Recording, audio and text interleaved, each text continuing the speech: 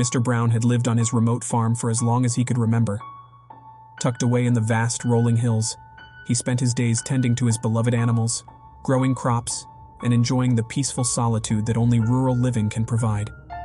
His nearest neighbor was miles away, and he cherished the isolation that came with his chosen lifestyle. One fateful summer night, however, would change everything for Mr. Brown. He awoke suddenly, heart pounding in his chest, to the sound of panicked animals outside his window. Something was wrong. Throwing on his clothes and grabbing a flashlight, he rushed out the door and into the darkness.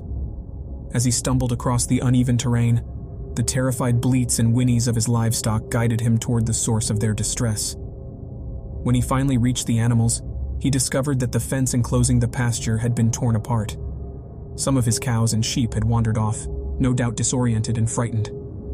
Mr. Brown sighed and set off to round up his animals, cursing his luck under his breath. As he herded the last few stragglers back into the pasture, Mr. Brown suddenly felt a shiver run down his spine. He looked up and was startled to see a massive object hovering silently above his house. It was unlike anything he had ever seen before, a dark metallic mass that seemed to defy gravity, floating effortlessly in the night sky. Intrigued, Mr. Brown approached the object cautiously.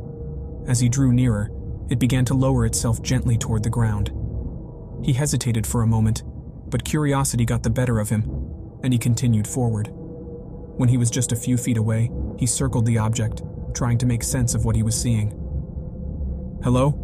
he called out hesitantly, unsure of what to expect. "Is anyone there?"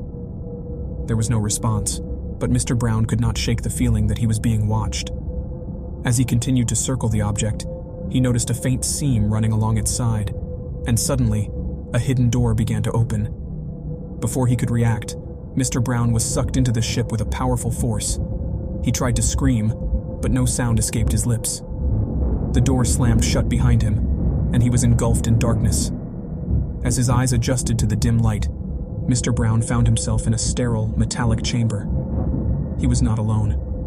Standing before him were several beings, tall, slender creatures with large, almond-shaped eyes and grayish skin.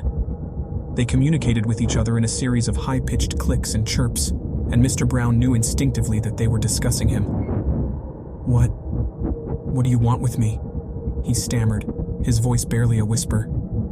One of the creatures stepped forward, and in perfect English replied, "Do not be afraid, Mr. Brown. We mean you no harm. We have been observing your species for quite some time, and have chosen you to help us understand your kind better." Mr. Brown's mind raced with questions and fear. How did they know his name? What did they want from him? And would he ever see his home again?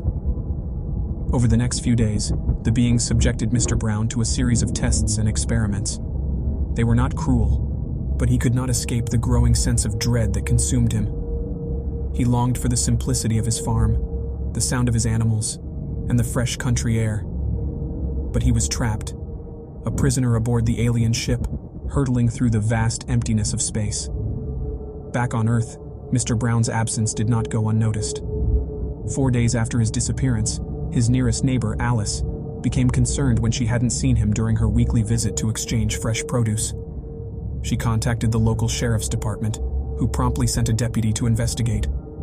The deputy found Mr. Brown's house eerily quiet, with no signs of a struggle or forced entry. The livestock in the pasture seemed to have been well cared for, but they too were anxious and on edge. As the deputy walked the perimeter of the property, he noticed the broken fence and the peculiar circular indentation in the ground near where the ship had once hovered. Despite their thorough investigation, the authorities were baffled. They questioned neighbors and friends, but no one had seen or heard anything unusual on the night Mr. Brown vanished. The case went cold, and Mr. Brown was eventually declared a missing person, presumed dead. Weeks turned into months, and the once thriving farm began to wither away without its caretaker. Nature slowly reclaimed the land, and the animals were rehomed or sold off. The locals whispered about Mr. Brown's disappearance, and his farm became an eerie landmark, a testament to the unknown. As for Mr. Brown, his fate remained a mystery. The alien beings, having learned all they could from him, decided to return him to his home planet. However, they wiped his memory of the abduction to prevent him from sharing their secrets with his fellow humans.